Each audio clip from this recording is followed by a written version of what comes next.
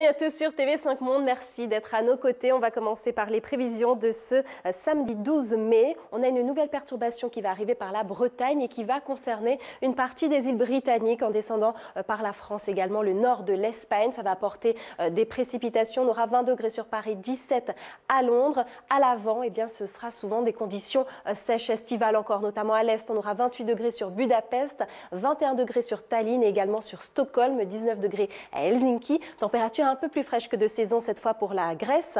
Et puis sinon, on va avoir aussi un risque d'averse, notamment sur les Balkans dans l'après-midi. On aura 28 degrés à prévoir sur Belgrade. On poursuit nos prévisions à présent sur le nord de l'Amérique avec cette vaste perturbation qui s'étend entre les Rocheuses et le nord-est. Ça va apporter des précipitations dans la région de Chicago ou encore Détroit et même jusqu'à Toronto. Du côté de New York aussi, on pourra avoir des orages. Sinon, ce sera majoritairement sec pour le reste des États-Unis. Et puis de l'instabilité, cette fois que l'on retrouve vers la Floride, les Grandes Antilles, activité orageuse dense vers Panama, la Colombie ou encore en direction des Guyanes. On va avoir 28 degrés sur Cayenne et on retrouve un temps plus sec cette fois à La Paz ou encore sur Asunción avec 24 degrés. On a une dépression à l'extrême sud du Chili, mais on gardera pour la capitale un franc soleil avec 24 degrés à Santiago. Pour l'Afrique australe, demain ce sera souvent sec, mais on a une nouvelle perturbation qui va toucher l'est de l'Afrique du Sud, des orages aussi sur l'est de Madagascar et puis une forte activité orageuse particulièrement marquée demain vers le Cameroun et puis en direction du Nigeria. Pour le Maghreb, ce sera souvent un temps sec